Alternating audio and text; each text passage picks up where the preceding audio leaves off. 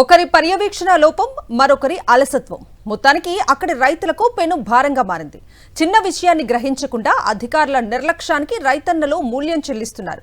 రుణమాఫీకి అన్ని అర్హతలు ఉంచి ఎంపికయ్యా కూడా వారికి ఇబ్బందులు తప్పటం లేదు. అధికారులు పాలకుల చుట్టూ తిరిగినా ఫలితం లేకుండా పోతోంది. సంవత్సరన్నర కాలంగా వెనక్కి వెళ్లిన రుణానికి సంబంధించిన డబ్బుల కోసం ఎదురుచూపులే మిగిలాయి అక్కడి రైతులకు. అసలు నల్గొండ జిల్లాలో రుణమాఫీ వ్యవహారంలో జరిగిన తప్పిదమేంటి? రైతుల అవస్థలకు కారణం ఎవరు? నల్గొండ జిల్లాలో దాదాపు 15,000 మంది రైతులకు అన్ని అర్హతలు ఉన్నా రుణమాఫీ జాబితాలో పేరు వచ్చినా ఫలితం లేకుండా పోయింది. అధికారులు చేసిన పొరపాటు కారణంగా రైతులు నానా అవస్థలు పడుతున్నారు. బ్యాంకులు నాయకుల చుట్టూ ప్రదక్షిణలు చేస్తున్నారు. ఆంధ్రప్రదేశ్ గ్రామీణ వికాస్ బ్యాంకులో రుణం తీసుకున్న రైతులకు సంబంధించి అర్హులను ఎంపిక చేసే బాధ్యతను వ్యవసాయ శాఖ అధికారులు తీసుకున్నారు. జాబితాను రూపొందించే క్రమంలో ఏపీ జీవీబీ బ్యాంకు ఖాతాకు అనుసంధానంగా ఉన్న ఐఎఫ్ఎస్సి కోడ్ను జత చేశారు. కానీ ఏపీజీవీబీ కాస్త తెలంగాణ గ్రామీణ బ్యాంకుగా మారటంతో ఐఎఫ్ఎస్సి కోడ్ కూడా మారింది. దీంతో రుణమాఫీ డబ్బులు వేసే క్రమంలో నూతన ఐఎఫ్ఎస్సి కోడ్ పొందుపరిచారు. ఇదే రైతులకు ఇబ్బందిగా మారింది. మారిన ఐఎఫ్ఎస్సి కోడ్ కారణంగా రుణాలు మాఫీ కాకుండా పోయాయి. దీంతో రైతులకు ఇబ్బందులు మొదలయ్యాయి. ఓవైపు రుణాలు మాఫీ కాకపోవటం, అదే సమయంలో వడ్డీలు పెరగటం, ఇంకోవైపు బ్యాంకర్ల నుంచి ఒత్తిడి పెరుగుతోందని రైతులు ఆవేదన వ్యక్తం చేస్తున్నారు.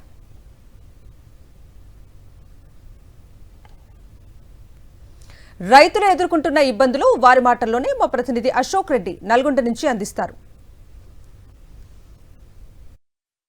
వేదిక ఏదైనా రాజకీయ నాయకులు చెప్పేది రైతాంగాన్ని ఆదుకుంటున్న రైతుల శ్రేయస్సు కోసం పనిచేస్తున్నామని చెప్తున్నారు. ఇప్పటికే 2 లక్షల లోపు రుణమాఫీని 22,000 కోట్లకు పైగా రుణమాఫీ చేసి రైతుల్ని ఆదుకున్నామని చెప్తున్నటువంటి మాటలు ప్రస్తుతం అయితే నీటి మీద రాతలు అయిపోయినటువంటి పరిస్థితి ఉంది. ఎందుకంటే నల్గొండ ఉమ్మడి జిల్లాకు సంబంధించి టీజీబీకి సంబంధించినటువంటి బ్యాంకులో రుణాలు తీసుకున్నటువంటి రైతులకు రుణమాఫీ కాకపోవడం, అటు వ్యవసాయ శాఖ అధికారులు ఇటు బ్యాంకర్లకు సంబంధించి సమన్వయ లోపం కారణంగా ఐఎఫ్ఎస్సి కోడ్ మారినటువంటి నేపథ్యంలోనే వచ్చినటువంటి రుణాలు రైతులకి అందకుండా వెనుదిరిగిపోయినటువంటి నేపథ్యంలోనే దాదాపు సంవత్సరం 2 ఏళ్లుగా ఎదురు చూస్తున్నటువంటి రైతులు ప్రస్తుతం అయితే బ్యాంకుల చుట్టూ తిరుగుతున్నారు, అధికారుల చుట్టూ తిరుగుతున్నారు, రాజకీయ నాయకుల చుట్టూ తిరుగుతున్నటువంటి క్రమంలోనే ప్రస్తుతం అయితే సమస్య పరిష్కారం కాకపోవడంతో ఇంకా ఎప్పుడు రుణమాఫీ అవుతుందని చెప్పేసి కూడా వాళ్ళు ఎదురు చూస్తున్నటువంటి నేపథ్యంలో మనతో పాటు కొంతమంది రుణమాఫీ అన్ని రకాల అర్హతలు పొంది కూడా మాఫీ కాకపోవడంతో ప్రస్తుతం అయితే ఎదురు చూస్తున్నటువంటి రైతులు మనతో పాటు ఉన్నారు. చెప్పండి, అంటే ఏం చెప్తారు? రైతుల్ని అటు అధికారులని ఇటు రాజకీయ నాయకుల్ని కలిసినప్పుడు ఏం చెప్పారు? 165 మంది మేము మన నల్గొండ జిల్లా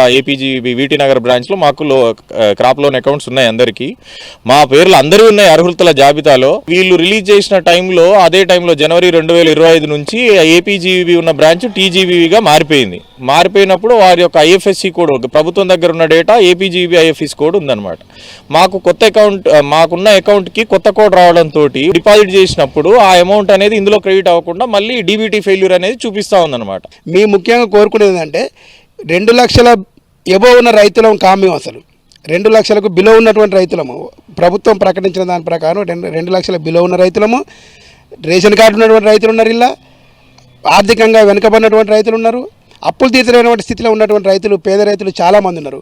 కానీ మా దగ్గరికి వచ్చినటువంటి తినే అన్నాన్ని కాళ్ళతో తన్నే విధంగా గద్దలాగా ఎత్తుకెళ్ళినలాగా ప్రభుత్వం మళ్ళీ రిటర్న్ తీసుకోవడం వల్ల చాలా బాధతో ఉన్నాం మేము. అంతేకాకుండా బ్యాంకు వాళ్ళు మాపై ఒత్తిడి తెచ్చి లీగల్ నోటీసులు పంపిస్తున్నారు మాకు. అసలు ఎంత దారుణం ఇది! మేము రెగ్యులర్ కట్టేవాళ్ళము, రెన్యువల్ చేసేవాళ్ళము. మా దగ్గర ఇంతకుముందు పెండింగ్లో ఉన్నటువంటి ఇందులో ఉన్న 165 మంది రైతులు పెండింగ్లో ఉన్నటువంటి బకాయిలు ఉన్నటువంటి రైతులు ఒక్కరు కూడా లేరు. అయినా మాకు నోటీసులు పంపుతుందంటే కావాలని చేస్తుందా ఇది? మరి ప్రభుత్వం దీన్ని ఎందుకు గుర్తిస్తలేదు? దానికి సంబంధించిన శాఖాధికారులు ఎందుకు గుర్తిస్తలేరు? బ్యాంకు వాళ్ళు మమ్మల్ని చాలా ఇబ్బందులు పెడుతున్నారు. మీ ఇబ్బందులు తట్టుకోలేక చాలామంది రైతులు మానసిక ఒత్తిడికి గురై ఆత్మహత్య చేసుకునేటటువంటి పరిస్థితి కూడా దాపురిస్తున్నది. దీన్ని ప్రభుత్వం గుర్తించి మా అర్హులైనటువంటి మా రైతులకు మా నిధుల్ని మాకు వెంటనే రిలీజ్ చేయాలని మమ్మల్ని ఆదుకోవాలని కోరుకుంటాం. సో అన్ని అర్హతలు ఉన్నా కూడా బ్యాంకు రిలీజ్ చేసినాక కూడా డబ్బులు లేకపోవడం అనేది చాలా బాధాకరమైన విషయం. ఇది రైతుల తప్పిదం కాదు, ఇది అధికారుల తప్పిదం అండ్ బ్యాంకు వాళ్ళ తప్పిదం వల్లనే జరిగింది తప్ప ఇది ఇంకో విషయం కాదు. ఈ ప్రభుత్వం కూడా దీన్ని సవరించి ఇమీడియట్లీగా మేల్కొని ఈ రైతులకు రావాల్సిన రుణమాఫీ ఏదైతే ఉందో ఈ 4th ఫేజ్ లిస్టులో వచ్చిన పేర్లందరికీ రుణమాఫీ వేసి ఆదుకోవాలని నేను డిమాండ్ చేస్తున్నాను. ఇక్కడ సిగ్గుపడాల్సినటువంటి విషయం ఏంటంటే ఖమ్మం పాలమూరుకు సంబంధించినటువంటి అక్కడ ఉన్నటువంటి ప్రజాప్రతినిధులు అధికారుల దృష్టికి ప్రభుత్వం దృష్టికి తీసుకెళ్లి ఆ లిస్టులో అర్హత ఉన్నటువంటి ప్రతి ఒక్క రైతుకి రుణమాఫీ చేసి వాళ్ళకి డబ్బులు తీసుకున్నటువంటి రుణాన్ని చెల్లించినటువంటి పరిస్థితి. కానీ నల్గొండ జిల్లాకు వచ్చేసరికి ఇద్దరు కీలకమైనటువంటి మంత్రులు ఇక్కడ ఉంటారు, కోమటిరెడ్డి వెంకటరెడ్డి, ఉత్తమ్ కుమార్ రెడ్డి. ఒకరు ఇరిగేషన్ శాఖ మంత్రి ఉంటే ఇంకొకరు ఆర్ఎండ్బి శాఖ మంత్రి. ఇద్దరు సీఎం స్థాయి వ్యక్తులు మేమని చెప్పి చెప్పుకుంటారు పదే పదే. ఇక్కడ ఉన్నటువంటి రైతులు దాదాపు ఉమ్మడి జిల్లాలో 15,000 మంది రైతులు ఉంటే 270 కోట్లు రుణమాఫీ ఎప్పుడైతే అని చెప్పేసి కూడా కళ్ళు కాయలు కాసేలాగా ఎదురుస్తున్నారు. అదే సమయంలో చెప్పులకు రంధ్రాలు పడుతున్నాయి, కాళ్ళు అరిగేలాగా అధికారుల చుట్టూ, బ్యాంకర్ల చుట్టూ, ప్రజాప్రతినిధుల చుట్టూ తిరుగుతున్నా కూడా సమస్య పరిష్కారం కాకపోవడంతో అసలు అవుతుందా కావట్లేదా అని చెప్పేసి కూడా ఆందోళనతోటి ప్రస్తుతం అయితే అరిగోసపడుతున్నామని చెప్తున్నారు. రైతులు ఎదుర్కొంటున్న సమస్యను ఉన్నతాధికారుల దృష్టికి తీసుకెళ్లమని బ్యాంక్ అధికారులు చెప్తున్నారు.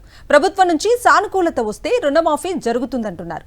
మాఫీ జాప్యం అయ్యే కొద్దీ రుణమాఫీకి సంబంధించిన వడ్డీలు పెరుగుతాయని బ్యాంక్ అధికారులు తేల్చి చెప్తున్నారు. రుణమాఫీకి సంబంధించి బ్యాంక్ అధికారులు ఏమంటున్నారో వారి మాటల్లోనే మా ప్రతినిధి అందిస్తారు. ఉమ్మడి నల్గొండ జిల్లాలో దాదాపు 15,000 మంది రైతులు ప్రస్తుతం ఇబ్బంది ఎదుర్కొంటున్నారని చెప్పేసి కూడా మన దృష్టికి వస్తున్నటువంటి నేపథ్యంలోనే అసలు రుణమాఫీ అవుతుందా కాదా, రైతుల యొక్క ఇబ్బందులు తొలగిపోతాయా లేదా అనేది కూడా ఒకసారి మాట్లాడదాం. మనతో పాటు టీజీబీ రీజనల్ మేనేజర్ ఉన్నారు విజయభాస్కర్ గారు. సార్ చెప్పండి, అంటే ప్రధానంగా చూసుకున్నట్లయితే దాదాపు 280 కోట్ల రూపాయల వరకు కూడా పెండింగ్ ఉన్నాయి. రుణమాఫీ కోసం రైతులు ఎదురు చూస్తున్నారు అంటున్నారు. అసలు ఎంతమంది ఉన్నారు, రుణమాఫీ కాకపోవడానికి కారణం ఏంటి? ఇప్పుడు మనకు సెంట్రల్ గవర్నమెంట్ వాళ్ళు నిర్ణయించిన దాని ప్రకారం, డిఎఫ్ఎస్ వాళ్ళు నిర్ణయించిన దాని ప్రకారం ఒక రాష్ట్రము, ఒక ఆర్ఆర్బి, ఒక గ్రామీణ బ్యాంక్ ఉండాలని చెప్పేసి నిర్ణయించడం జరిగింది. దాంట్లో భాగంగా మనకు జనవరి 1 నుంచి ఈ తెలంగాణలో ఉన్నటువంటి ఏపీజీబీ అండ్ టీజీబీ రెండు కలిపేసి ఒక టీజీబీగా ఏర్పడడం జరిగింది. దాంట్లో భాగంగా అప్పుడున్నటువంటి వ్యవస్థలో భాగంగా ఐఎఫ్ఎస్సి కోడ్స్ అనేవి ఉంటుంది ప్రతి బ్రాంచ్కి కూడా. ఇంతకుముందు ఏపీజీబీకి సంబంధించిన ఐఎఫ్ఎస్సి కోడ్స్ ఉన్నాయి, అవన్నీ కూడా ఇప్పుడు టీజీబీకి మారాల్సి వచ్చింది. ఆర్బీఐ వాళ్ళకి రిక్వెస్ట్ చేస్తే ఆర్బీఐ నుంచి మనకు ఈ ఐఎఫ్ఎస్సి కోడ్స్ అనేవి వస్తుంటాయి. ఐఎఫ్ఎస్సి కోడ్స్ కరెక్ట్గా చేంజ్ అయిన రోజు ఏం జరిగిందంటే ఇక్కడ నల్గొండ జిల్లాకు సంబంధించినటువంటి రైతులకు రుణమాఫీ అనేవి పాత ఐఎఫ్ఎస్సి కోడ్స్ ప్రకారము రిలీజ్ చేశారు. ఇప్పుడు ఐఎఫ్ఎస్సి కోడ్ మారిపోయి ఉండడం వల్ల ఏమిటంటే తప్పు ఐఎఫ్ఎస్సి కోడ్ తీసుకొని ఆ డబ్బులన్నీ కూడా మళ్ళీ రాష్ట్ర గవర్నమెంట్కి, రాష్ట్ర ప్రభుత్వానికి ఆ సేమ్ ఏ అకౌంట్ నుంచి వచ్చినా ఆ అకౌంట్కి రివర్స్ వెళ్ళిపోయాయి. దాన్ని మనకు రైతులందరూ కూడా విజ్ఞప్తి చేయడం జరిగింది. దాన్ని రిప్రజెంటేషన్ని మనము మా హెడ్ ఆఫీస్ నల్లకుంటలో ఉన్నటువంటి హెడ్ ఆఫీస్ కూడా మేము చేయడం జరిగింది. అక్కడ నుంచి వాళ్ళు కూడా రాష్ట్ర ప్రభుత్వం దృష్టికి తీసుకెళ్లడం జరిగిందండి. అంటే దాదాపు సంవత్సరం రైతులు సార్, ఇంకా రైతులు పడిగాపులు కాస్తున్నారు. ఇప్పటికే లోన్లు తీసుకున్నటువంటి లోన్లు పే చేయాలని చెప్పేసి కూడా రైతుల్ని బ్యాంకర్ల నుంచి ఇబ్బందులు పెడుతున్నారని చెప్పేసి కూడా ఆరోపిస్తున్నారు. అట్లాంటిది ఇబ్బంది పెట్టడం అంటే ఏముండదండి. మామూలుగా మన పంట రుణాలు తీసుకున్న వాళ్ళైతే సంవత్సరానికి ఒకసారి రెన్యువల్ చేసుకునేది ఉంటుంది కాబట్టి వాళ్ళకి ఇంటిమేషన్ అనేది జరుగుతూ ఉంటుంది మా ఫీల్డ్ ఆఫీసర్స్ ద్వారా. సంవత్సరం లోపల కట్టుకుంటే మనకు 7% ఇంట్రెస్ట్ రేట్ పడుతుంది, సంవత్సరం దాటితే మనకు 14% దాకా ఇంట్రెస్ట్ పడుతుంది. కాబట్టి దాన్ని చూసుకొని మనము రైతులు కట్టాలని చెప్తూ ఉంటామండి. అంటే మీరు ప్రభుత్వానికి రిప్రజెంటేషన్ ఇచ్చినారని చెప్పేసి అంటున్నారు, ఏమైనా స్పందన వచ్చింది సార్? వాళ్ళ నుంచి కూడా పాజిటివ్గానే స్పందన వచ్చిందని మా హెడ్ ఆఫీస్ వాళ్ళు చెప్పారు. త్వరలోనే రిలీజ్ చేస్తామన్నట్టుగా మాట్లాడారని చెప్పారు. అంటే దాదాపు అంటే సంవత్సరం రైతుంది కదా, రైతులేమో అవుతుందో కాదో అని చెప్పేసి ఆందోళన చెందుతున్నారు. మీరేం చెప్తారు? ఖచ్చితంగా అవుతుందండి, ఎందుకంటే ఆల్రెడీ బడ్జెట్లో పెట్టింది, అది రిలీజ్ చేసింది. ఉట్టి ఐఎఫ్ఎస్సి కోడ్ చేంజ్ కావడం వల్ల మళ్ళీ రాష్ట్ర ప్రభుత్వానికి వెళ్ళింది కాబట్టి అక్కడ నుంచి ఖచ్చితంగా వస్తుందనే అవకాశం అయితే ఉంది. మరి సీఎం దృష్టికి, అటు వ్యవసాయ శాఖకు సంబంధించినటువంటి మంత్రి దృష్టికి తీసుకెళ్తారా లేదా, సమస్య తొలగిపోతుందా లేదా అనేది కూడా మంత్రుల నుంచే సమాధానం రావాలి. నేను శ్రీనివాసరావు, పాషం అశోక్ రెడ్డి, సాక్షి టీవీ, నల్గొండ.